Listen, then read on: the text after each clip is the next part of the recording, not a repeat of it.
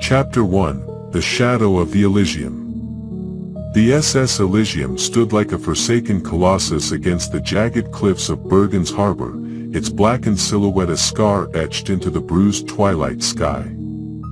The North Sea churned below, spitting foam onto the frost-slicked docks where Clara Winter stood, her breath clouding in the frigid air. The ship was a relic of a lost era, its Art Deco spires and tarnished brass railings whispering of a time when it ferried Europe's elite across storm-tossed waters. Now, it was a ghost story, a floating mausoleum haunted by footsteps pacing empty corridors, laughter twisting into screams, and shadows slithering without a source. For Clara, a journalist with the Northern Chronicle, the Elysium was no mere legend. It was a puzzle, a chance to unravel a truth buried in decades of fear and whispers. Clara adjusted her scarf, her hazel eyes scanning the sparse crowd of passengers boarding the ship.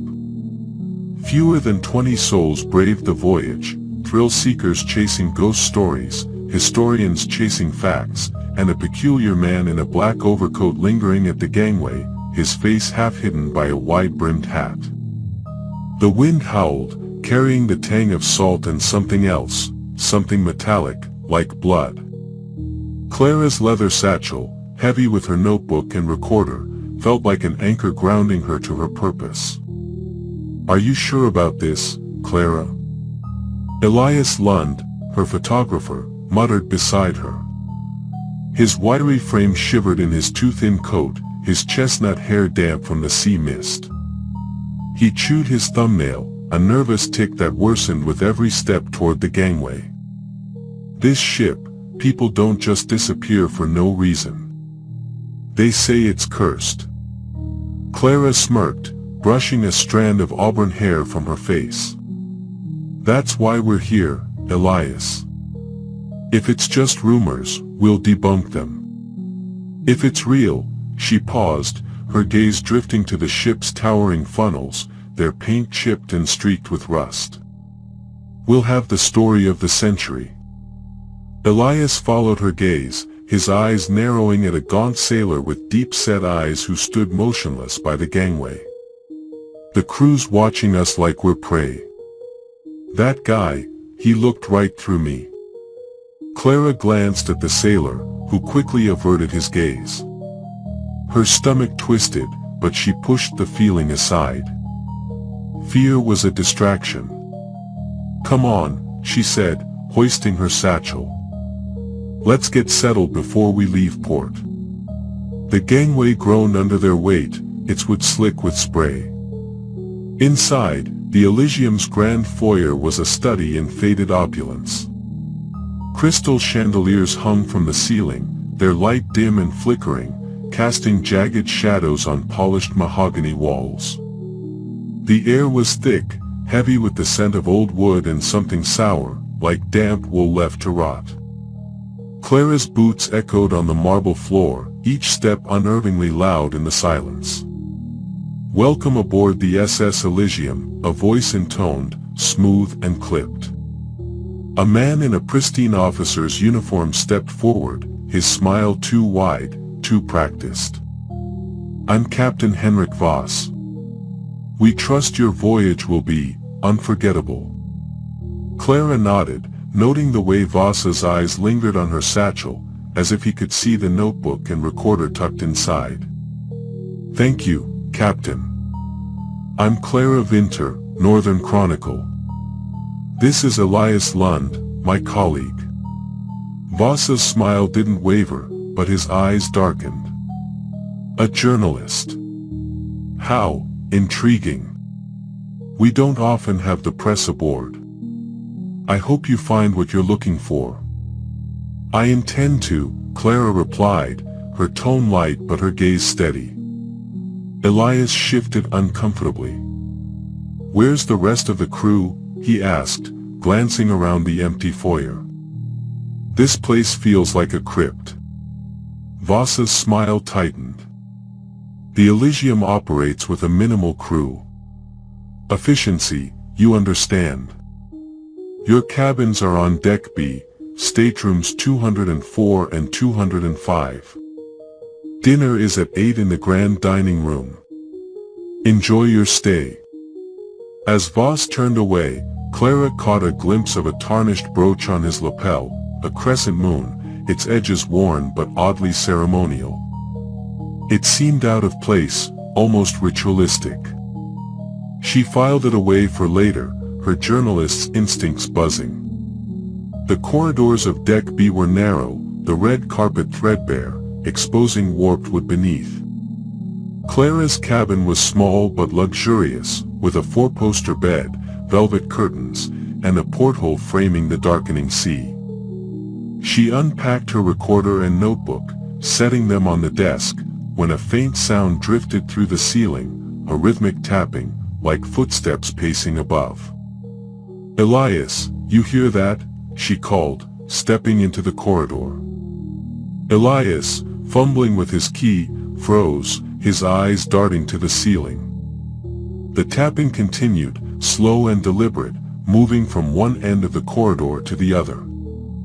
"It's probably pipes," he said, but his voice trembled, and his thumbnail was bitten to the quick. "Pipes don't walk," Clara muttered, her pulse quickening. She pressed the record button on her device, capturing the sound. The tapping stopped abruptly, leaving only the hum of the ship's engines. She glanced at Elias, who was pale, his eyes wide. "See?" "Nothing," he said, forcing a laugh. "You're going to make me jump at shadows all week." Clara didn't respond. She was staring at the ceiling, where a faint shadow flickered, as if someone had passed over a light source. But there were no lights above, only the smooth, unbroken deck. Her fingers tightened around the recorder, the cold metal grounding her as a chill crawled up her spine. Chapter 2, The First Night. Dinner in the grand dining room was a surreal affair. The long table gleamed with fine china and silver, but only a dozen passengers sat, their voices hushed as they picked at their food. Clara scanned the room, a nervous middle-aged couple, Eric and Marta, whispering to each other, a young woman, Anna, sketching in a notebook, a grizzled historian, Lars, in a tweed jacket scribbling notes, a grieving widow, Ingrid, staring blankly at her plate, and the man in the black overcoat, alone at the far end, his face still obscured by his hat. Elias leaned close, his soup untouched. "Notice anything strange?" Clara whispered, her eyes flicking to the crew members standing silently against the walls, their faces pale and expressionless. "Besides this place feeling like a funeral parlor?" Elias replied, glancing at the man in the overcoat. "No one's eating much. And that guy, he hasn't touched his food. Just sits there, watching." Clara followed his gaze. The man's head was tilted, as if listening to something no one else could hear. She was about to approach him when the lights flickered, plunging the room into darkness for a heartbeat. A collective gasp rose from the table, followed by nervous laughter as the lights returned. "Old wiring," Voss said from the head of the table, his voice calm but firm. "Nothing to worry about." Clara wasn't convinced. She excused herself and slipped into the corridor, recorder in hand. The ship was eerily quiet, the only sound the distant groan of the hull as it cut through the waves. She moved toward the staircase to Deck C, where the tapping had come from earlier. The air grew colder with each step, her breath visible in the dim light. The walls seemed to close in, the shadows deeper, more defined, as if they had weight. At the top of the stairs, a faint glow emanated from a slightly ajar door. Her heart pounded as she approached, the floor creaking under her weight. The door led to a small lounge, its walls lined with faded photographs of the Elysium in its prime, smiling passengers, lavish parties, a world untouched by the darkness that now clung to the ship. The tapping returned, closer now, coming from a locked cabinet across the room. It grew louder, more insistent, as if something inside was trying to get out. "Hello?" Clara called, her voice barely a whisper. "Is someone there?" The tapping stopped. Silence pressed in, thick and heavy. Then, a low, guttural moan filled the air, so deep it seemed to vibrate in her bones. Clara stumbled back, her recorder slipping from her hand and clattering to the floor. The moan grew louder, joined by a chorus of whispers, indistinct, overlapping voices that seemed to come from everywhere and nowhere. Words formed in the chaos: "You shouldn't be here, leave, leave." She grabbed her recorder and ran, her footsteps echoing in the empty corridor.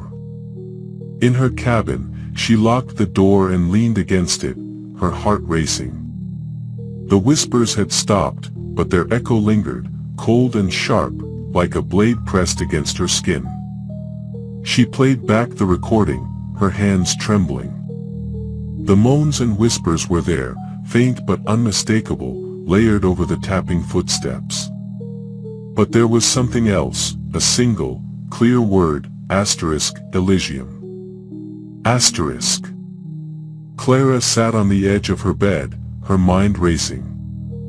The word wasn't just a name, it was a warning, a summons, a promise of something ancient and hungry.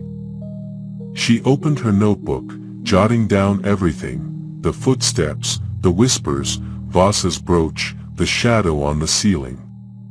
Each detail was a piece of the puzzle, but the picture was still maddeningly incomplete. A knock at the door made her jump. "Clara?"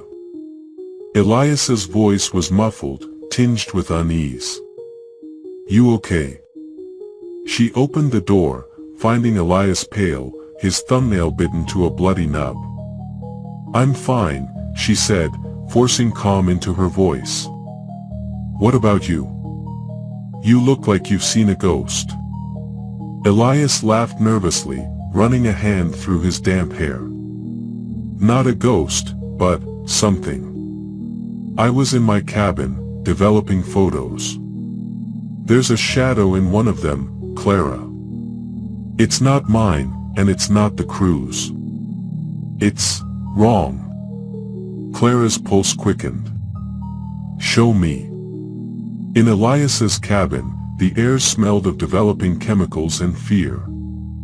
He handed her a photograph, his hands shaking.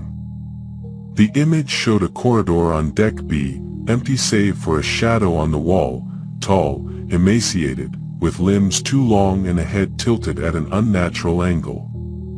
Clara's breath caught. It matched the figure she'd imagined from the whispers. "This was taken an hour ago," Elias said, his voice barely above a whisper. "There was no one there, Clara. I swear." Clara handed the photo back, her mind racing. "We need to talk to Anna. Her drawings, she's seeing something real." Elias hesitated, his eyes darting to the door. "What if it's not just drawings? What if it's here with us?" "Then we face it," Clara said, her voice firm. "We're journalists, Elias. We don't run from the truth, no matter how ugly." Elias nodded, but his eyes betrayed his fear. "I hope you're right." Chapter 3: The Artist's Visions. The next morning, Clara found Anna in the dining room, where the passengers were quieter, their faces drawn. Anna sat alone, her sketchbook clutched to her chest, her dark eyes wide with fear, her hands trembling. Her pale skin was almost translucent, as if the ship were draining her life. "You heard it too, didn't you?" Anna whispered as Clara approached, glancing over her shoulder. "The voices. Last night, in my cabin, they were calling my name." Clara sat beside her, keeping her voice low. "What did you hear?" Anna hesitated, her fingers fumbling as she opened her sketchbook. The page showed a crude drawing of a figure, tall, emaciated, with hollow eyes and a crescent moon pendant around its neck. "This," she said, her voice barely audible. "I saw it in my dream. It was standing at the foot of my bed, just watching." Clara's heart skipped a beat. The figure matched Elias's photograph and Voss's brooch. "Where did you see this symbol?" she asked, pointing to the crescent moon. Anna shook her head, her eyes filling with tears. "I don't know. It just came to me. But it's real. I know it is." Elias joined them, his camera slung around his neck. "Show her the photo," Clara said. Elias hesitated, then handed Anna the photograph. Her eyes widened, a choked gasp escaping her lips. "That's it," she whispered, her hands shaking. "That's what I saw." Clara leaned forward, her voice urgent. "Anna, have you seen anything else? Anything about the ship, the crew, or what's happening here?" Anna's gaze darted around the room, as if expecting the figure to emerge from the shadows. "It's not just one thing," she said, her voice trembling. "It's many. They're trapped here, in the walls, in the floors. They want out, but something's holding them. Something hungry." Clara exchanged a look with Elias, who was gripping his camera too tightly. "What do you mean, hungry?" she asked. Anna opened her sketchbook again, flipping to a new page. The drawing showed a mass of twisted limbs and hollow eyes surrounding a black orb, its surface covered in writhing runes. "This," she said, her voice breaking. "It's what they worship. It's what they feed." Clara's blood ran cold. The orb was the key, the heart of the Elysium's curse. "We need to find it," she said, her voice steady despite the fear clawing at her chest. "Anna, can you help us? Your visions, they're showing us the way." Anna shook her head, tears streaming down her face. "I don't want to see anymore. It hurts. It knows I'm watching." Clara placed a hand on her arm, her voice gentle but firm. "I know it's terrifying, but you're not alone. We'll protect you." Anna looked at her, her eyes haunted. "You can't protect me. No one can." Before Clara could respond, a shadow fell over the table. She looked up to find the man in the black overcoat standing there, his gaunt face partially visible, his eyes sharp and knowing. "You're the journalist," he said, his voice low, accented with a faint German lilt. "Clara Winter, yes. I'm Dr. Matthias Kor. We need to talk." Clara motioned for him to sit, her curiosity piqued. "What do you know about this ship, Dr. Kor?" Kor leaned forward, his voice barely above a whisper. "The Elysium is no ordinary ship. It's a prison. Decades ago, a cult used it for rituals, blood sacrifices to something ancient, something hungry. They left something behind. An artifact. It's still here, and it's awake." Elias scoffed, though his voice wavered. "A cult? Come on. This is just old ship creaks and bad wiring." Kor's eyes didn't waver. "Believe what you want, Mr. Lund. But you've heard the footsteps. You felt the cold. It's not the ship. It's what's inside it." Clara's mind raced. The brooch, Anna's drawing, the footsteps, they were connected. "This artifact," she said. "What is it?" Kor glanced at the crew members nearby, his voice dropping lower. "A relic. A blackened orb, covered in runes. It binds the spirits to the ship. And it feeds on fear. The crew knows. They're protecting it. Clara's pulse quickened. Protecting it? Why? Core's expression darkened. Because they're bound to it. The cult never left, not entirely. Their descendants are here, keeping the artifact's power alive. And you, Ms. Vinter, are a threat to that. Chapter 4, The Historian's Doubt. Lars Hagen, the grizzled historian, sat alone in his cabin, his desk littered with notes and books on maritime history. His tweed jacket hung loosely on his frame, his face etched with lines of skepticism and exhaustion. He'd come aboard the Elysium to debunk its myths, to prove that the disappearances and hauntings were nothing more than superstition and bad engineering. But the footsteps he'd heard last night, pacing outside his door, had shaken his resolve.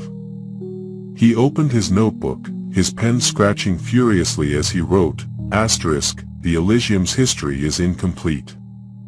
Official records stop in 1947, after a voyage where half the passengers vanished. No explanation, no survivors. The ship was decommissioned, then mysteriously recommissioned decades later. Why? Who's funding it?" A knock at the door startled him. "Who's there?" he called, his voice gruff. "It's Clara Vinter," came the reply. "Can we talk?" Lars sighed, rubbing his temples. He opened the door, finding Clara and Elias, their faces pale but determined. "What do you want?" he asked, gesturing for them to enter. Clara sat across from him, her recorder on the table. "You're researching the Elysium's history. What have you found?" Lars leaned back, his eyes narrowing. "Nothing you'd believe. This ship's a mess of contradictions. Official logs say it was a luxury liner, but there are gaps, whole voyages unaccounted for. And the crew, they're too young to know what I've found, yet they act like they've been here forever." Clara leaned forward. "What about the disappearances? The ones in 47? Lars hesitated, his fingers drumming on the desk. "No bodies, no wreckage, no answers. The official report blamed rogue waves, but that's nonsense. Something happened on this ship, something they buried." Elias shifted uncomfortably. "What about the hauntings? The footsteps, the voices?" Lars scoffed, but his eyes betrayed his unease. "Superstition. Old ships creak, and fear makes fools of us all." "But," he paused, glancing at the door. "Last night, I saw something. A shadow, outside my porthole. It wasn't human." Clara's pulse quickened. "Describe it." Lars's voice dropped, his hands trembling. "Tall, thin, with eyes like voids.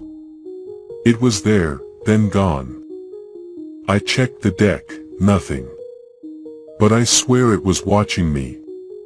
Clara exchanged a look with Elias. "We've seen it too. Anna's drawing it, and Dr. Core says it's tied to a cult. An artifact." Lars's face hardened. "Core? That crackpot? He's chasing fairy tales." But, he opened a book, pointing to a faded photograph of the Elysium's crew in 1947. One man wore a crescent moon brooch, identical to Vasa's. "This symbol keeps appearing. It's not decorative. It's a mark." Clara's mind raced. "We need to find out what it means. Will you help us?" Lars sighed, closing the book. "I came here for facts, not ghost stories. But if there's truth to this, I'll find it. Just don't expect me to hold your hand." Clara nodded, her resolve strengthening. Deal. Keep us posted. As they left, Lars's voice stopped them. Be careful, Winter. This ship doesn't like being questioned. Chapter 5, The Widow's Grief. Ingrid Solberg sat in her cabin, her hands clutching a locket with her late husband's photograph. Her gray hair was unkempt, her eyes red from sleepless nights. She'd boarded the Elysium to scatter his ashes, seeking closure, but the ship had other plans. Last night, she'd heard his voice, soft and familiar, calling her name from the corridor. She'd opened the door, finding only darkness, but the voice lingered, promising reunion. She stood, her movements slow, as if drawn by an unseen force. The corridor was empty, but the air was cold, the shadows heavy. She followed the sound of her husband's voice, her locket swaying with each step. It led her to the ballroom, its chandeliers dim, the mirrors reflecting nothing but darkness. Carl, she whispered, her voice trembling. Are you here? A figure appeared in the mirror, tall and gaunt, with hollow eyes and a crescent moon pendant. It wasn't Carl. He's with us, it hissed, its voice layered with hers. Join him. Ingrid screamed, stumbling back, but the figure was gone. Her locket fell, the clasp breaking, Carl's photograph fluttering to the floor. She knelt, sobbing, as the ship groaned around her, the whispers growing louder, join us, feed us. Clara found her in the ballroom, her face pale, her hands trembling. Ingrid? What happened? Ingrid's eyes were wild, her voice barely audible. He's here. Carl. He wants me to stay. Clara knelt beside her, her voice gentle. It's not him, Ingrid. Something's using his memory. You have to fight it. Ingrid shook her head, tears streaming down her face. I can't. He's all I have left. Clara helped her to her feet, her heart aching. You're stronger than you think. Come with me. We'll figure this out. Ingrid followed, but her eyes lingered on the mirror, where a faint shadow flickered, watching. Chapter 6, The Couple's Fear. Eric and Marta Olsen sat huddled in their cabin, their hands clasped tightly.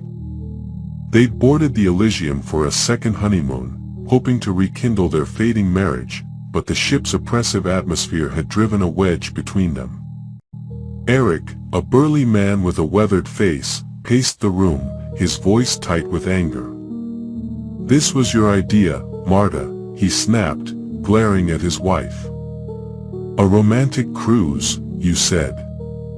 Now we're trapped on this nightmare. Marta, her blonde hair pulled into a tight bun, clutched a rosary, her lips moving in silent prayer. Don't blame me, she whispered, her voice trembling. I didn't know. How could I know? Eric stopped pacing, his face softening. I'm sorry. It's just, this place. It's wrong. Last night, I heard someone outside our door, whispering my name. Marta's eyes widened, her rosary slipping from her fingers. I heard it too. It sounded like my sister. But she's been dead for years. They fell silent, the ship's groans filling the void.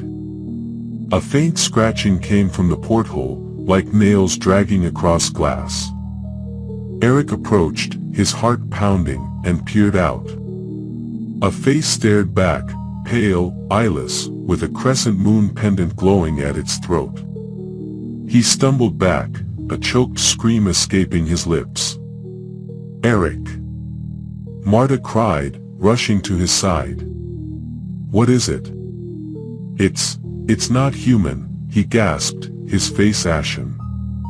We need to get out of here. They grabbed their coats and fled, their footsteps echoing in the corridor.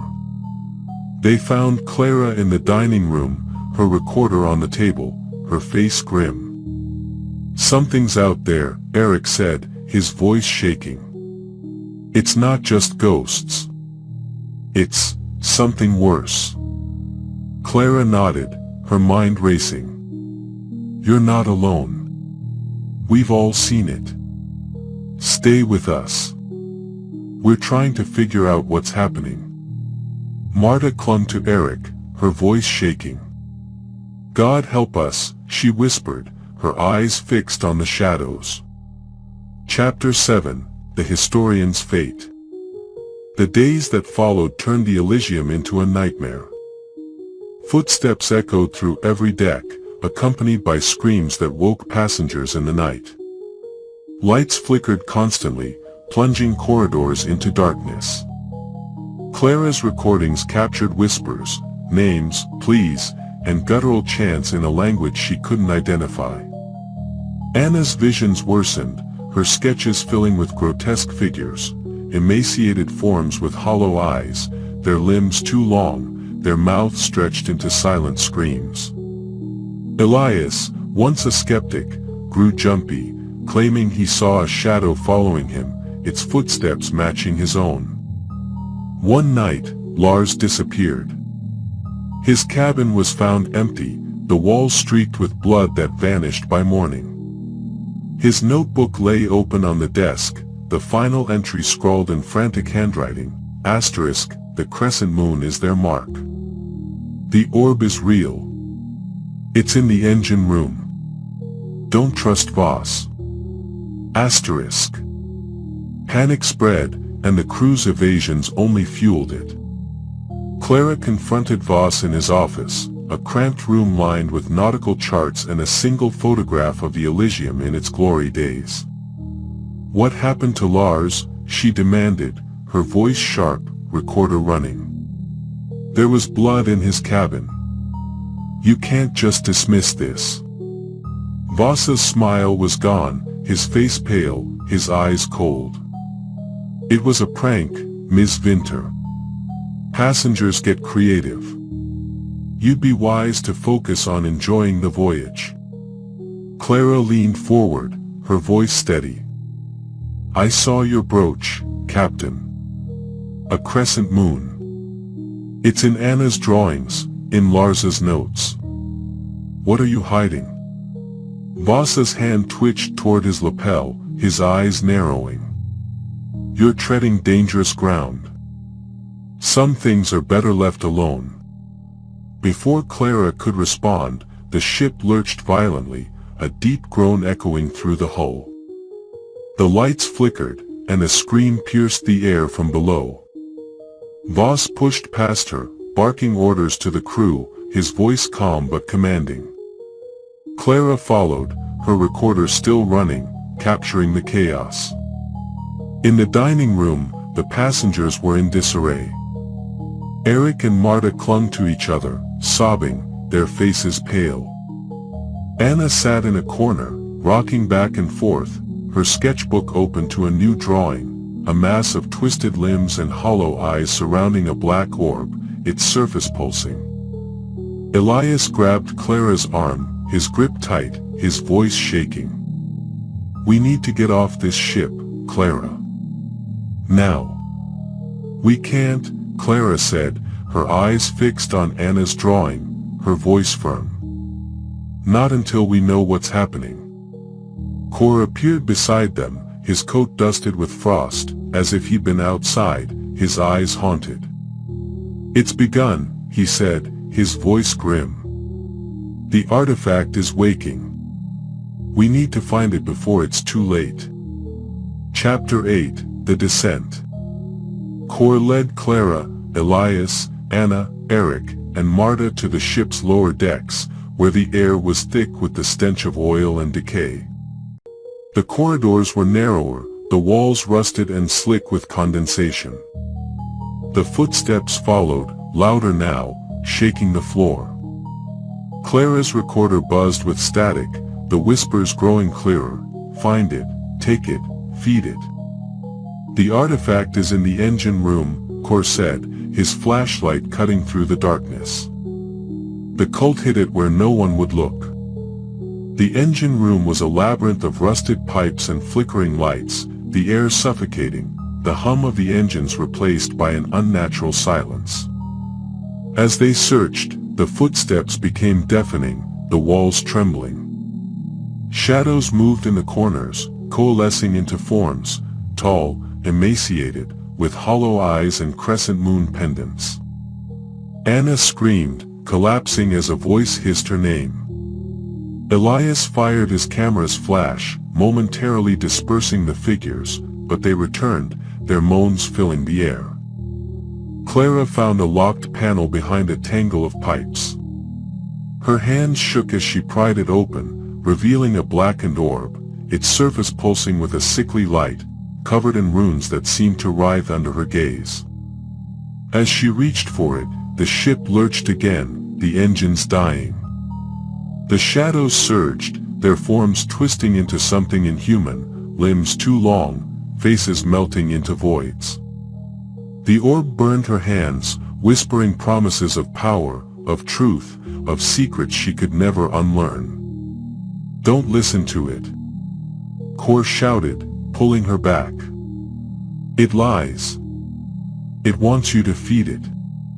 Anna sobbed, her voice breaking. It knows my name. It knows everything. Eric stepped forward, his face pale but determined.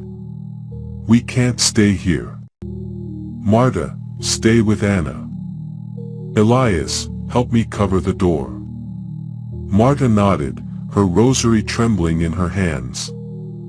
Elias positioned himself at the door, his camera useless but his resolve firm. Clara turned back to the orb, its whispers growing louder, drowning out the screams. She saw flashes, blood-soaked rituals, passengers torn apart, a crescent moon glowing in the darkness. She wrenched free of Kor and raised the orb, her hands trembling. We have to destroy it. Kor nodded, his face grim. Do it. Now. Clara smashed the orb against the floor. A scream tore through the ship, a sound so raw it felt like it was ripping her apart. The shadows collapsed into a vortex of darkness, pulling at the air, the walls, the very fabric of the ship. The Elysium groaned, its hull cracking as the sea roared outside. Kor pushed Clara, Elias, and Anna toward the stairs, staying behind with Eric and Marta. Go, he shouted as the shadows consumed him, his flashlight clattering to the floor. Eric grabbed Marta's hand, pulling her toward the stairs, but a shadow lunged, its claws raking his chest. He fell, blood pooling beneath him, his eyes fixed on Marta. Run, he gasped, his voice fading. Marta screamed, frozen in place, until Anna pulled her away. Clara led the way, her heart pounding, the ship's groans growing louder. Chapter 9, The Ship's Revenge. The nightmare didn't end with the engine room. As Clara, Elias, Anna, and Marta fought their way to the upper decks, the ship seemed to fight back. Corridors twisted, leading to dead ends where none had been before. The footsteps followed, relentless, now joined by laughter, high, manic, and inhuman. The air grew heavier, the walls slick with something that wasn't water, something that smelled of copper and decay. In the ballroom, they found Ingrid, standing alone in the center of the room. Her eyes were wrong, milky white, unseeing, yet fixed on Clara.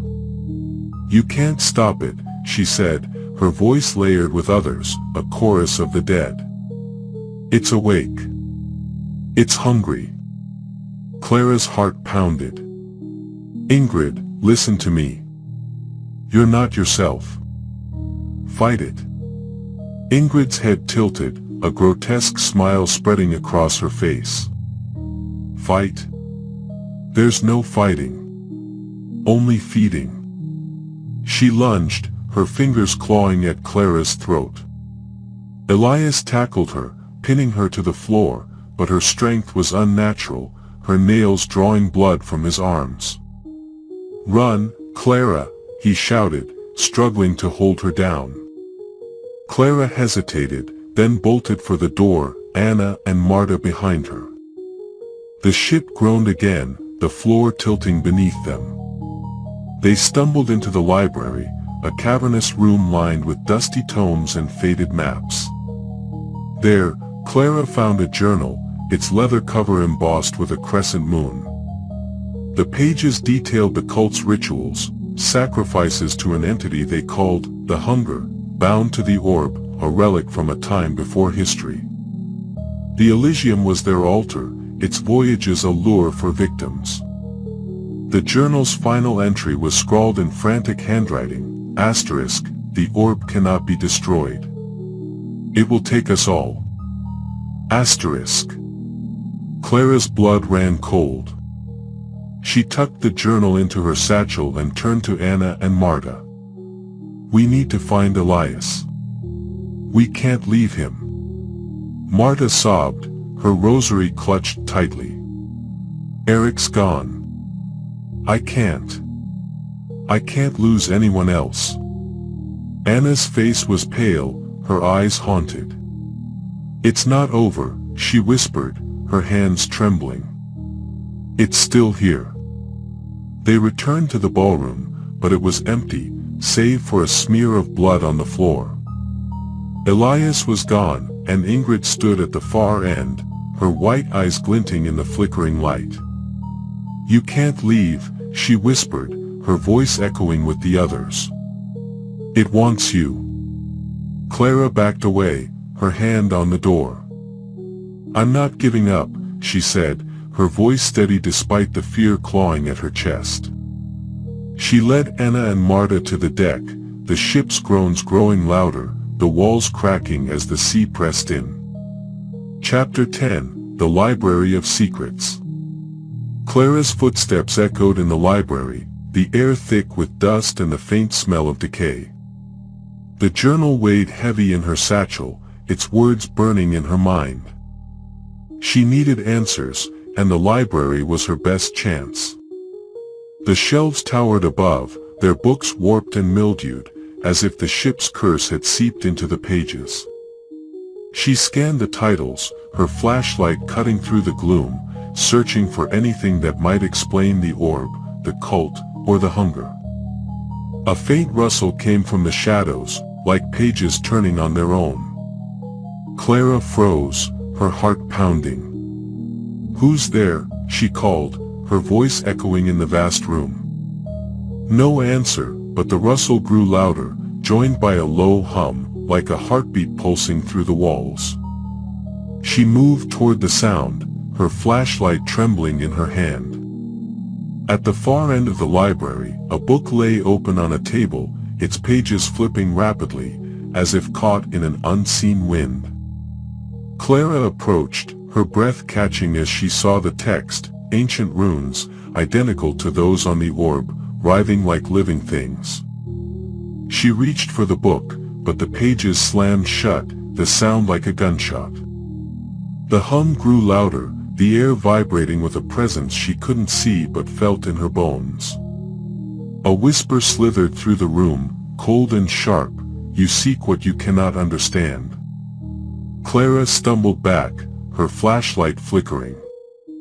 The shadows on the walls moved, coalescing into forms, tall, emaciated, with hollow eyes and crescent moon pendants. They didn't advance, but their presence was suffocating, their whispers filling her mind, "Leave, or join us."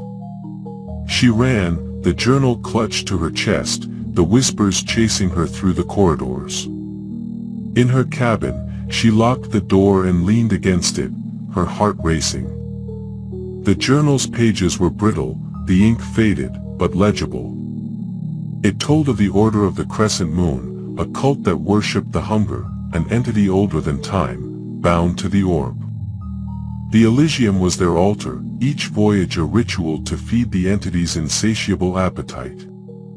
The journal's author, a crew member named Einar, had tried to destroy the orb, only to vanish, his final words a warning, asterisk, the hunger sees all. It knows your name. Asterisk. Clara's hands shook as she closed the journal.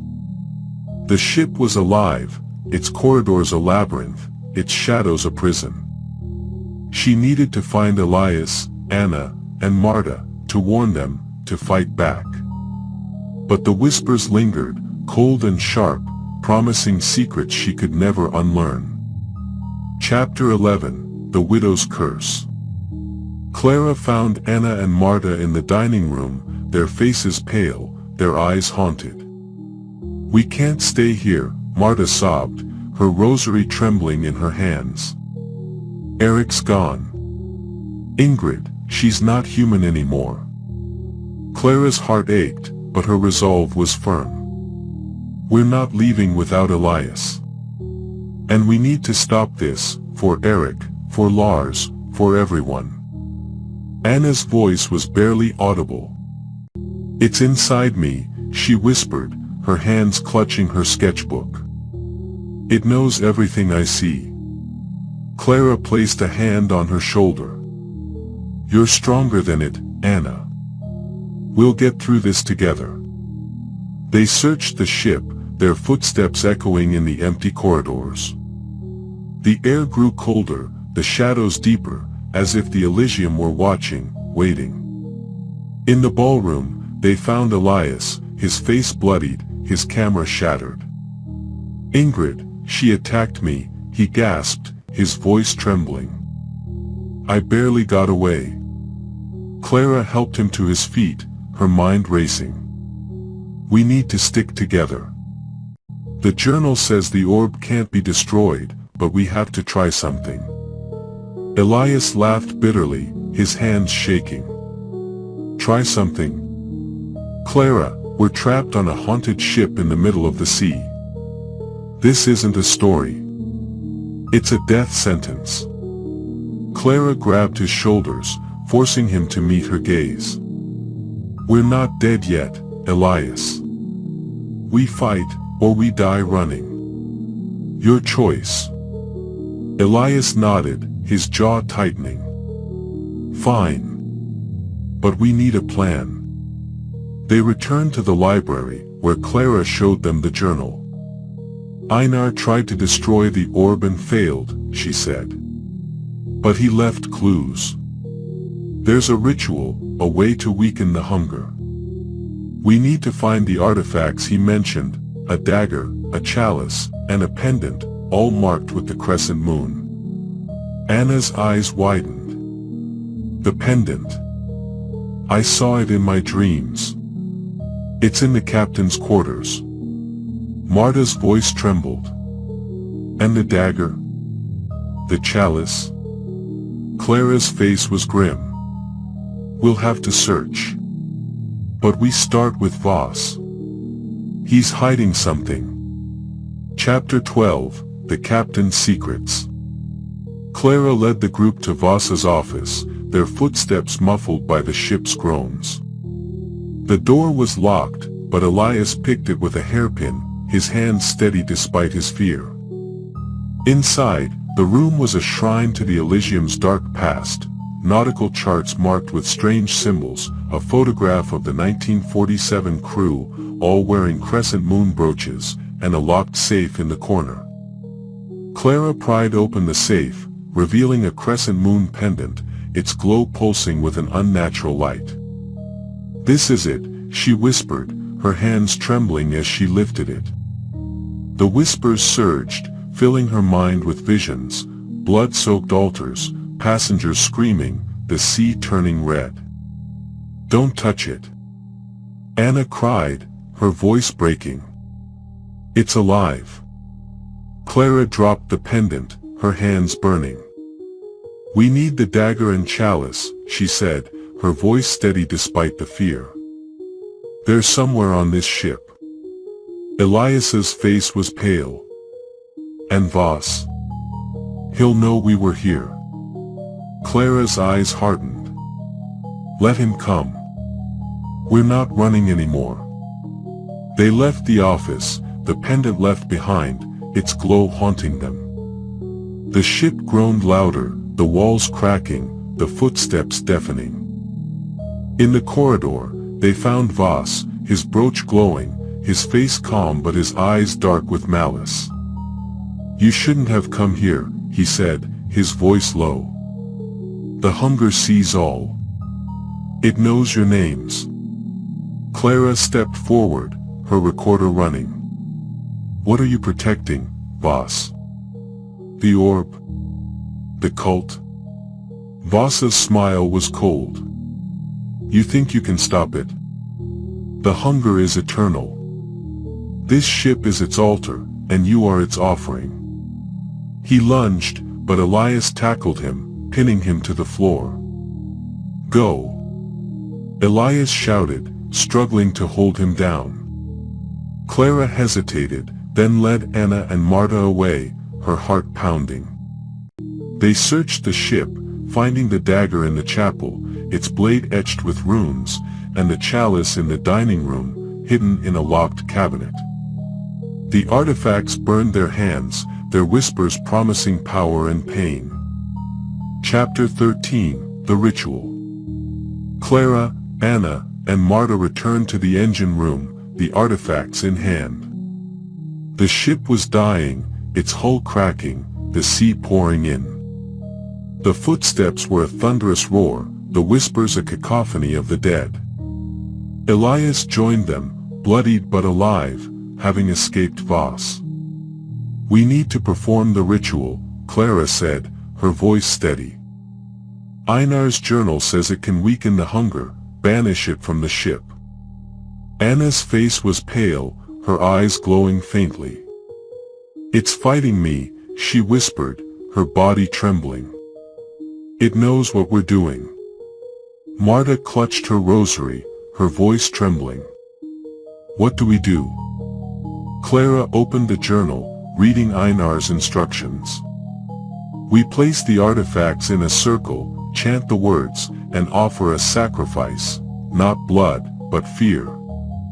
We face it, and we don't run. They formed a circle, the dagger, chalice, and pendant at their center.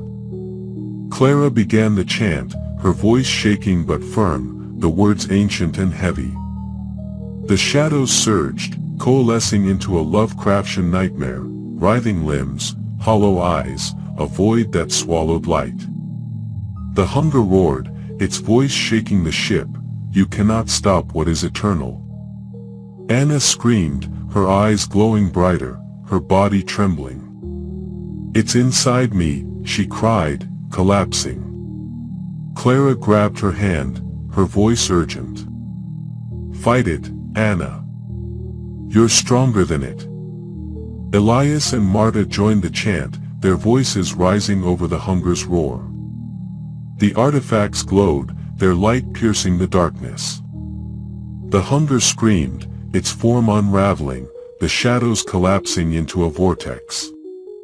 The ship groaned, its hull splitting, the sea rushing in. Go! Clara shouted, pulling Anna to her feet. They ran, the artifacts left behind, the vortex consuming the engine room. The ship tilted, waves crashing over the deck. They reached a lifeboat, climbing in as the Elysium sank, its lights flickering out. Chapter 14, The Final Voyage.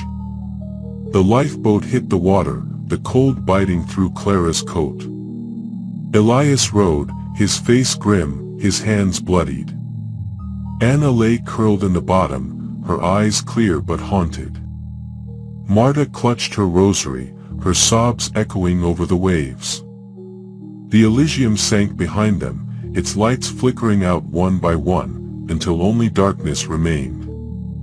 The sea was silent, the stars swallowed by an unnatural void. Clara opened Anna's sketchbook, her hands trembling. The final drawing showed the Elysium sinking, a mass of writhing limbs and hollow eyes emerging from the waves, the crescent moon pendant glowing in the darkness. Below it, in Anna's shaky handwriting, were the words, asterisk, it never ends. Asterisk. Clara's heart pounded. The orb was gone, but the hunger wasn't. It was in the sea, in the pendant she'd found in her satchel, in their minds. She looked at Elias, his face pale, his eyes haunted. "We survived," he said, his voice hollow. "But at what cost?" Clara didn't answer. She clutched the journal, the recorder, the sketchbook, her mind racing. The Elysium was gone, but its curse wasn't. The footsteps would follow her, the whispers would haunt her, the hunger would wait. Chapter 15, The Aftermath. When dawn broke, Clara, Elias, Anna, and Marta were found adrift, the only survivors. Clara's recording survived, but the whispers were gone, replaced by silence. She published her story, but the world dismissed it as fiction. The Elysium became a legend, its truth buried in the deep.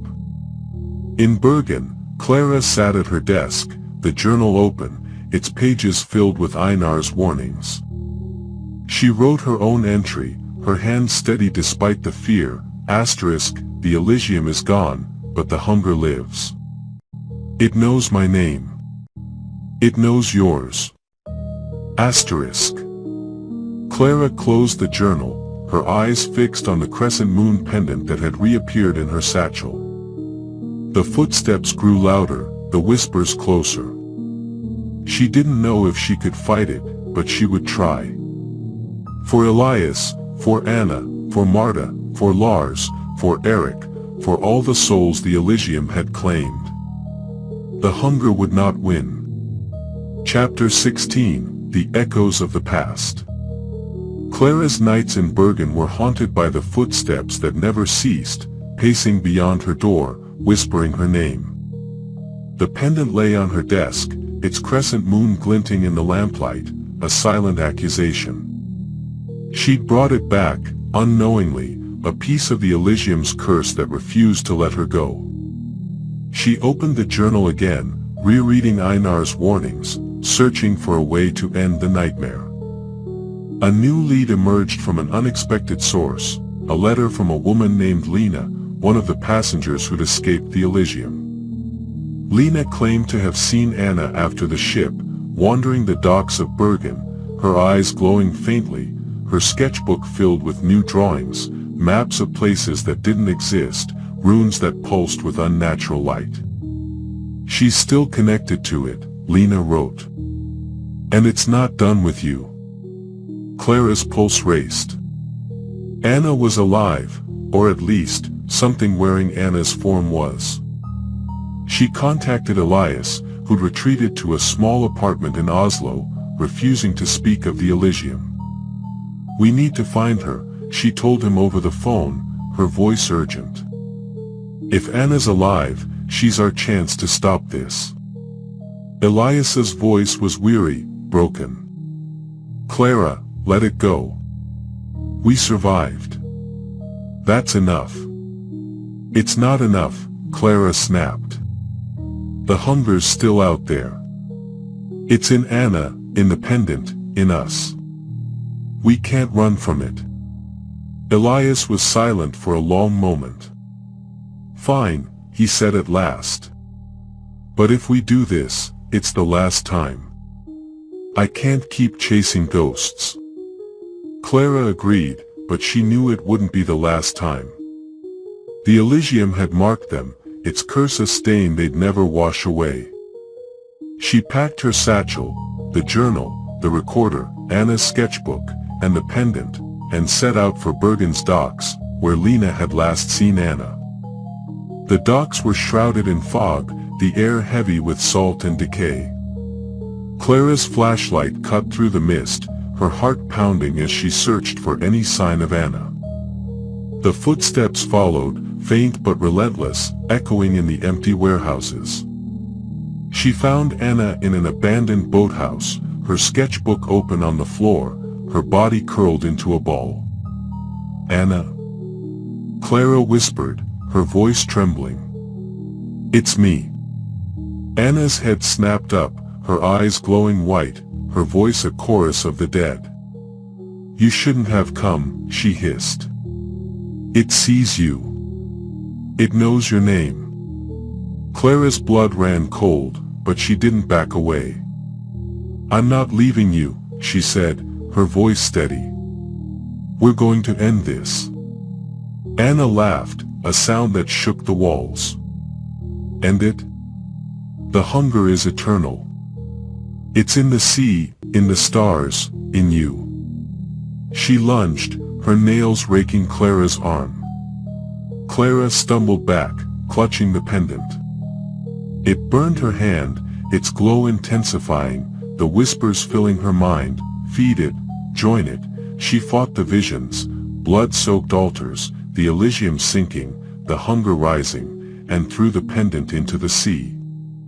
A scream tore through the air, the fog swirling into a vortex of darkness. Anna collapsed, her eyes clearing, her voice her own. "Clara," she whispered, tears streaming down her face. What happened?" Clara knelt beside her, her heart breaking. "It's over," she lied, knowing it wasn't. The hunger was still out there, waiting. Chapter 17, The Eternal Hunger. Clara and Anna returned to Bergen, but the footsteps followed, the whispers lingered. Elias joined them, his skepticism gone, his face etched with fear. Marta, broken by Eric's death, retreated to a convent, her rosary her only solace. They burned Anna's sketchbook, hoping to sever the connection, but the pendant reappeared in Clara's satchel, its glow brighter, its weight heavier. They searched for answers, consulting historians, occultists, anyone who might know the hunger's origins. A reclusive scholar, Dr. Freya Olsen, revealed a chilling truth: the hunger wasn't bound to the Elysium alone. It was a cosmic entity, its tendrils reaching across time and space, feeding on fear wherever it found it. The orb was one of many conduits, the Elysium one of many altars. The pendant, Freya said, her voice grave, is another conduit. Destroy it, and you weaken the hunger. But it will fight back. Clara nodded, her resolve unshaken. She, Elias, and Anna returned to the docks, the pendant glowing in her hand. The sea churned, the fog thickening, the footsteps deafening. They threw the pendant into the waves, a scream tearing through the air, the sea boiling with writhing limbs and hollow eyes. The hunger rose, a Lovecraftian nightmare of endless limbs and voids, its voice shaking the earth. You cannot stop what is eternal. Clara faced it, her fear swallowed by defiance. We'll keep fighting, she said, her voice steady. As long as we live, you'll never win. The hunger screamed, collapsing into the sea, the fog dissipating, the footsteps silent. But Clara knew it wasn't gone. It was waiting, patient, eternal. Chapter 18, The Legacy. Clara, Elias, and Anna rebuilt their lives, but the Elysium's shadow never left them. Clara published her story, a warning to the world, but it was dismissed as fiction. She kept the journal, its pages a reminder of the cost. Elias opened a photography studio, his work haunted by shadows no one else saw. Anna painted, her art a catharsis, her visions fading but never gone. In the quiet of the night, Clara heard the footsteps, faint but persistent. She wrote in the journal, her hand steady, asterisk, the hunger waits, but so do we. It knows our names, but we know its truth. We will fight, always. Asterisk. She closed the journal, the pendant's absence a hollow victory. The Elysium was gone, but its curse was eternal. Clara stood, her resolve unbroken, ready to face whatever came next. Chapter 19, The New Voyage. Months later, Clara received a letter, unsigned, its handwriting eerily familiar.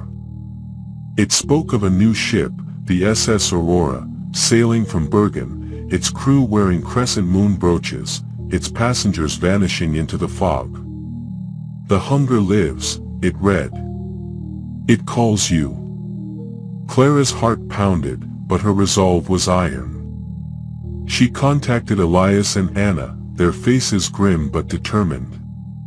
"We stopped at once," she said, her voice steady. "We can do it again."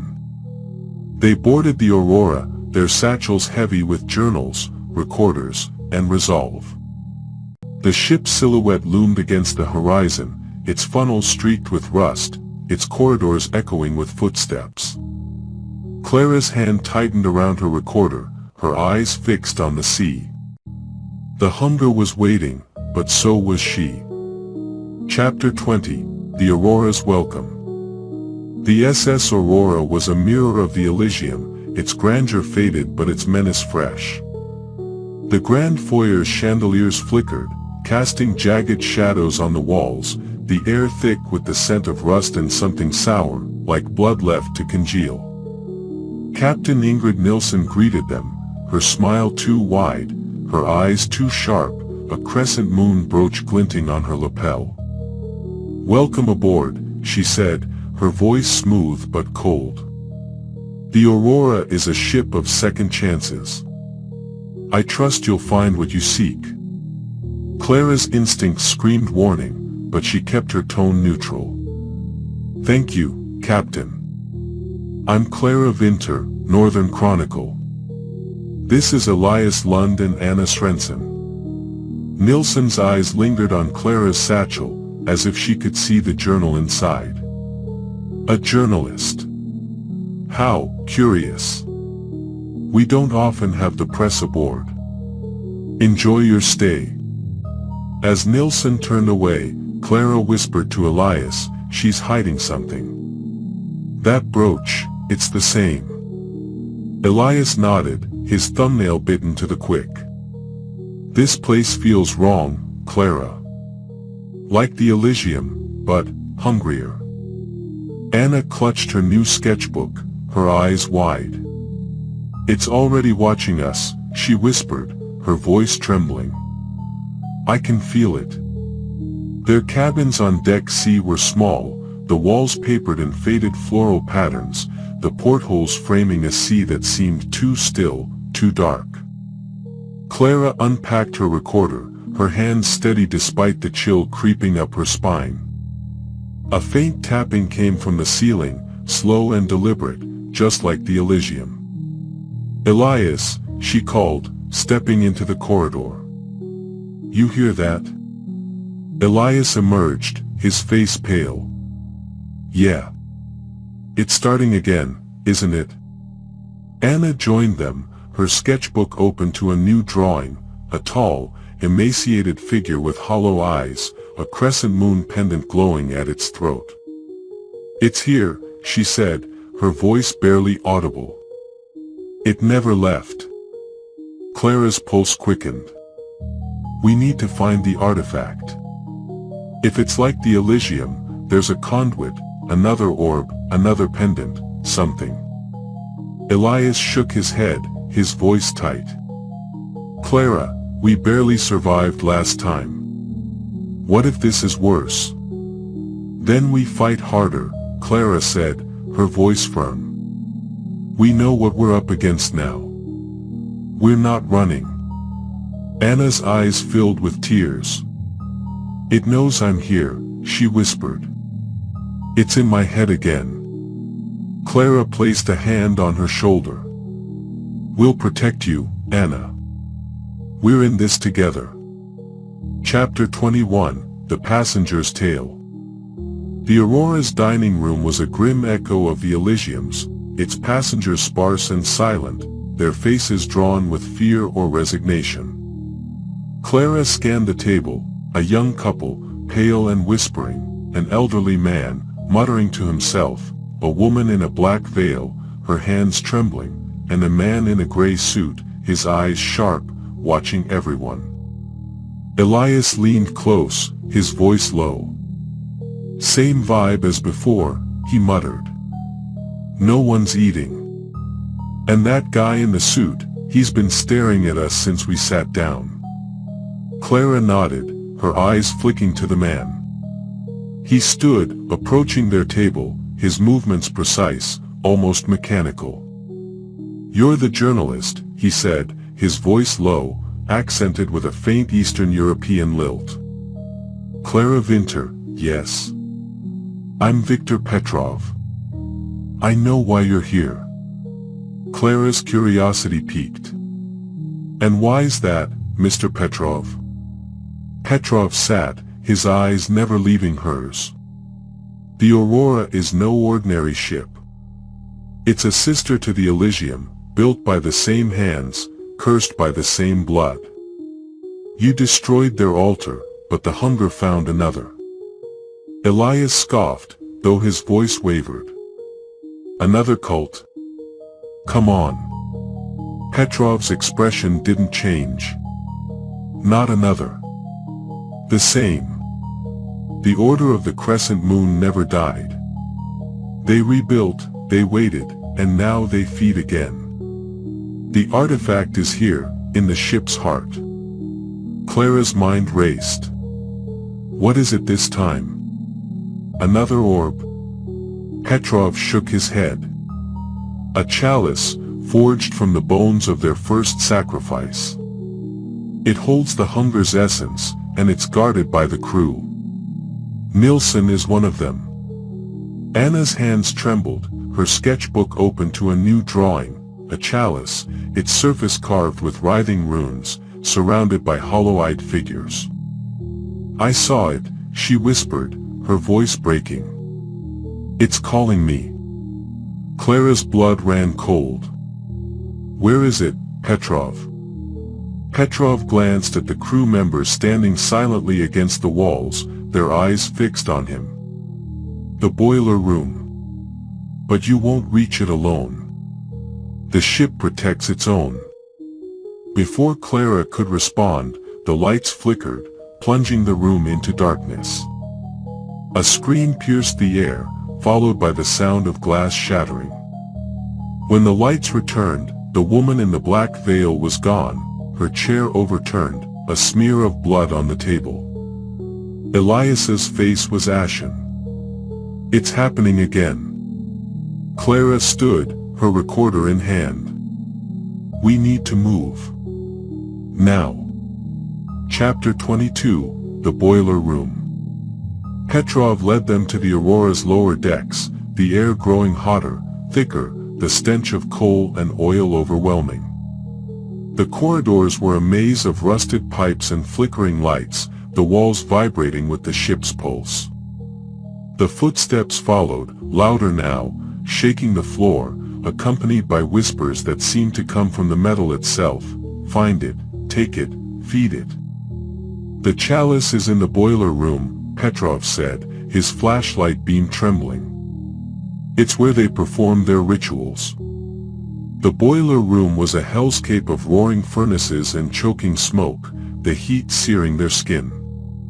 Shadows danced on the walls, coalescing into forms, tall, emaciated, with hollow eyes and crescent moon pendants. Anna screamed, collapsing as a voice hissed her name. Elias fired his camera's flash, the light briefly scattering the figures, but they returned, their moans deafening. Clara found a locked vault behind a furnace, its surface etched with runes that pulsed with sickly light. Her hands shook as she pried it open, revealing a chalice carved from bone, its surface writhing with runes, filled with a black liquid that seemed to absorb light. As she reached for it, the ship lurched, the furnaces roaring louder, the shadows surging. "Don't touch it!" Petrov shouted, pulling her back. "It's alive. It wants you." Anna sobbed, her eyes glowing faintly. "It's inside me," she whispered, her body trembling. "It knows everything." Clara's heart pounded. "We have to destroy it. It's the only way." Petrov nodded, his face grim. "Smash it, but be ready. The hunger will fight back." Clara raised the chalice, its weight unnatural, its whispers promising secrets and power. She smashed it against the vault, the bones shattering, the black liquid spilling like blood. A scream tore through the ship, the furnaces exploding, flames licking the walls. The shadows collapsed into a vortex of darkness, pulling at the air, the metal, the very fabric of the Aurora. "Run!" Petrov shouted, pushing them toward the stairs. The ship groaned, its hull cracking, the sea roaring outside. They stumbled upward, the footsteps deafening, the whispers a cacophony of the dead. In the corridor, they found Nilsson, her brooch glowing, her face calm but her eyes dark with malice. "You can't stop it," she said, her voice layered with others. "The hunger is eternal." Clara faced her, her recorder running.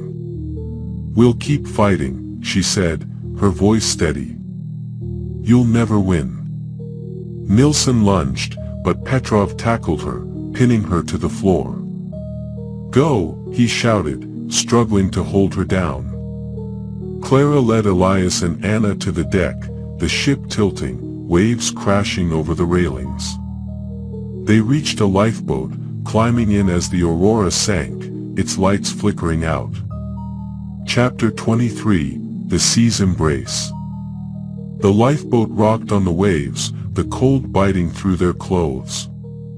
Elias rowed, his face grim, his hands bloodied. Anna lay curled in the bottom, her eyes clear but haunted, her sketchbook lost to the sea. Clara clutched Einar's journal, her mind racing. The Aurora was gone, but the hunger wasn't. It was in the sea, in their minds, in the footsteps that echoed faintly over the waves. "We did it," Elias said, his voice hollow. "Again." Clara didn't respond. She opened the journal, its pages damp but legible, and wrote, "The Aurora is gone, but the hunger lives. It waits, patient, eternal. We fight, but it knows our names." Anna stirred, her voice weak. "It's not over," she whispered. "It never will be." Clara placed a hand on her shoulder, her resolve unbroken. "Then we keep fighting. For as long as it takes." The sea was silent, the stars hidden by an unnatural void. The footsteps faded, but Clara knew they'd return. The hunger was eternal, but so was her defiance. Chapter 24, The Scholar's Warning. Back in Bergen, Clara sought Freya Olsen again, desperate for a way to end the cycle. Freya's archive was colder now, the air heavy with the weight of her knowledge. She opened a new tome, its pages filled with drawings of the hunger, writhing limbs, hollow eyes, altars across centuries. "You weakened it," Freya said, her voice grave. "But the hunger has many conduits, many altars. The Elysium, the Aurora, they're only pieces of a larger puzzle." Clara's heart sank. "How do we stop it?" "There has to be a way." Freya shook her head, her eyes haunted. "You can't destroy it, not entirely. But you can bind it, trap it in a place where it can't feed. The Order used rituals to summon it, you can use one to banish it. But it requires a sacrifice, not blood, but will. You must face it, knowing you may not return." Clara nodded, her resolve iron. "Tell me how." Freya handed her a scroll, its parchment brittle, its text in an ancient script. This is the binding ritual. It requires 3 artifacts, a blade, a vessel, and a seal, all marked by the crescent moon. They're scattered, hidden by the Order's enemies. Find them, perform the ritual, and you may trap the hunger. Clara took the scroll, her hand steady. Where do we start? Freya's eyes darkened. The blade is in a church in Reykjavik, buried beneath the altar. The vessel is in a crypt in Prague, guarded by the dead. The seal, no one knows. It was lost centuries ago. Clara thanked her, her mind racing. She contacted Elias and Anna, their faces weary but determined. One more fight, she said, her voice steady. For everyone the hunger's taken. Chapter 25, The Blade of Reykjavik. Clara, Elias, and Anna arrived in Reykjavik, the air sharp with frost, the city's lights dim against the endless night. The church Freya mentioned was ancient, its stone walls weathered, its stained glass windows depicting scenes of judgment and despair. The priest, an elderly man named Father Gunnar, eyed them warily, his hands trembling as he clutched a rosary. "You seek the blade," he said, his voice low. "It's cursed. Many have died trying to claim it." Clara's resolve didn't waver. "We have to. It's the only way to stop what's coming." Gunnar sighed, leading them to the altar, where a hidden trapdoor revealed a spiral staircase descending into darkness. The air grew colder, the walls slick with moisture, the footsteps echoing faintly behind them. At the bottom, a stone chamber held a pedestal, a dagger embedded in it, its blade etched with crescent moons, its hilt pulsing with unnatural light. As Clara reached for it, the chamber shook, the shadows coalescing into forms, tall, emaciated, with hollow eyes. The hunger's voice filled the air, "You cannot take what is mine." Anna screamed, her eyes glowing faintly, her body trembling.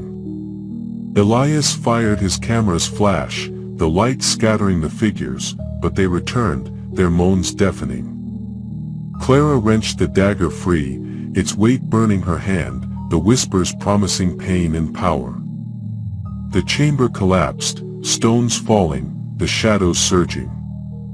They ran, the dagger clutched tightly, the footsteps chasing them. Outside, the church's bells tolled, the shadows fading, but the hunger's presence lingered, patient, waiting. Clara looked at Elias and Anna, their faces pale but determined. "One down," she said, her voice steady. "2 to go." Chapter 26, The Crypt of Prague. The journey to Prague was a blur of sleepless nights and whispered fears. The city's cobblestone streets were shrouded in mist, the Vltava river reflecting the moon's pale light. The crypt Freya had spoken of lay beneath an abandoned chapel, its entrance hidden behind a crumbling statue of a weeping angel. Clara, Elias, and Anna descended, the air growing damp and heavy, the walls carved with symbols that seemed to watch them. The crypt was a maze of stone corridors, the air thick with the stench of decay. Skeletons lined the walls, their empty sockets glowing faintly, as if animated by the hunger's will. Anna clutched her new sketchbook, her hands trembling, her eyes wide. "It's here," she whispered. "It knows we're coming." Clara's flashlight flickered, the shadows deepening. "Stay close," she said, her voice steady despite the fear gnawing at her. "We find the vessel and get out." They navigated the labyrinth, the footsteps echoing behind them, growing louder with each turn. In a central chamber, they found a stone sarcophagus, its lid carved with crescent moons. Clara and Elias pushed it open, revealing a silver vessel, its surface etched with runes, filled with a liquid that shimmered like liquid night. As Clara reached for it, the skeletons stirred, their bones clattering as they rose. The hunger's voice boomed, "You will not take it." Anna screamed, collapsing, her eyes glowing brighter. Elias swung his flashlight, shattering a skeleton, but more rose, their bony hands clawing at them. Clara grabbed the vessel, its cold burning her skin, the whispers overwhelming, "Drink, join, become." She fought the urge, tucking the vessel into her satchel. "Run," she shouted, pulling Anna to her feet. They fled, the skeletons pursuing, their moans echoing in the crypt. The chapel's entrance loomed ahead, but the shadows surged, blocking their path. Elias threw his flashlight, the beam scattering the shadows for a moment. They burst into the night, the crypt collapsing behind them, the moans fading. Clara clutched the vessel, her heart pounding. "We're not done yet," she said, her voice firm. "We need the seal." Chapter 27, The Lost Seal. The search for the seal was a descent into despair. Freya's tomes offered no clues, and the few occultists Clara contacted spoke in riddles. The hunger's presence grew stronger, the footsteps louder, the whispers clearer. Anna's visions worsened, her paintings now showing a void where the seal should be, a darkness that swallowed light. In desperation, Clara returned to Bergen, seeking Lena, the passenger who'd seen Anna. Lena was gone, her apartment empty, but she'd left a note, asterisk, "The seal is in the deep, where the Elysium rests. Only the marked can find it." Asterisk. Clara's blood ran cold. The Elysium's wreck was miles below the sea, unreachable. But the note's words, the marked, haunted her. She looked at Anna, whose eyes still glowed faintly, and Elias, whose photographs captured shadows no one else saw. They were marked, bound to the hunger by their survival. "We have to go back," Clara said, her voice steady. "To the sea." Elias's face was ashen. "Clara, that's suicide. We can't dive that deep." "We don't have a choice," Clara said. "The hunger won't stop. Not until we end it." Anna nodded, her voice weak. "I'll go. It's in me. It knows where to look." They chartered a boat, a small vessel with a grizzled captain who asked no questions. The sea was calm, too calm, the stars hidden by an unnatural void. As they neared the Elysium's resting place, the footsteps returned, echoing over the waves. Anna stood at the bow, her eyes glowing, her voice a whisper, "It's calling." Clara donned a diving suit, the blade and vessel in a waterproof bag. Anna guided her, her visions leading them to a spot where the sea seemed to pulse. Clara dove, the water cold and heavy, the darkness absolute. The Elysium's wreck loomed, its hull cracked, its corridors open to the deep. Inside, the shadows moved, coalescing into forms that watched her. The hunger's voice filled her mind, "You cannot take it." Clara found the seal in the grand foyer, a crescent moon medallion embedded in the floor, glowing with sickly light. She pried it free, the whispers overwhelming, the shadows surging. The wreck groaned, collapsing around her. She swam upward, the seal burning her hand, the hunger's scream shaking the sea. She broke the surface, gasping, the seal clutched tightly. Elias and Anna pulled her aboard, their faces pale. "We have it," Clara said, her voice trembling. "Now we end this." Chapter 28, The Binding Ritual. They returned to Bergen, the artifacts heavy in Clara's satchel. Freya met them at the docks, her face grim. "You've done the impossible," she said, her voice low. "But the ritual is dangerous. The hunger will fight with everything it has." Clara nodded, her resolve iron. "We're ready." Freya led them to a cliff overlooking the sea, where the wind howled and the waves crashed. They formed a circle, the blade, vessel, and seal at the center. Freya began the chant, her voice ancient and heavy, the words twisting in the air. Clara, Elias, and Anna joined her, their voices rising over the wind. The shadows surged, coalescing into the hunger, a void of writhing limbs and hollow eyes, its scream shaking the earth. "You cannot bind what is eternal," it roared, its tendrils lashing out. Anna screamed, her eyes glowing brighter, her body trembling.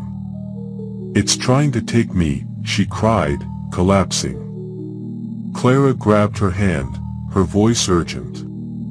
"Fight it, Anna. You're stronger than it." The artifacts glowed, their light piercing the darkness. The hunger screamed, its form unraveling, the shadows collapsing into a vortex. Freya's voice faltered, her body weakening. "You must finish it," she gasped, her eyes fixed on Clara. "Your will, it's the sacrifice." Clara nodded, her fear swallowed by defiance. She took Freya's place, chanting louder, the words burning her throat. The vortex grew, pulling at the artifacts, the shadows, the hunger itself. Anna and Elias joined her, their voices hoarse, their hands trembling. The hunger screamed one final time, its form collapsing into the seal, the light fading. The cliff was silent, the wind still, the footsteps gone. Freya lay motionless, her sacrifice complete. Clara fell to her knees, the artifacts cold and lifeless. "It's done," she whispered, her voice breaking. Chapter 29, The Eternal Vigil. Clara, Elias, and Anna returned to their lives, but the hunger's shadow lingered. Clara buried the artifacts in the sea, hoping to keep them from the Order's hands. She published a new story, a warning disguised as fiction, but the world remained blind. Elias's photographs no longer captured shadows, but his hands still trembled. Anna's paintings grew lighter, but her eyes searched the corners for something unseen. In the quiet of the night, Clara wrote in the journal, "The hunger is bound, but not destroyed. It waits, patient, eternal. We fought, and we won, but the vigil never ends." She closed the journal, her resolve unbroken. The footsteps were silent, but she knew they could return. The hunger was eternal, but so was her defiance. She stood, ready to face whatever came next, her satchel packed, her recorder ready, her heart steeled for the fight.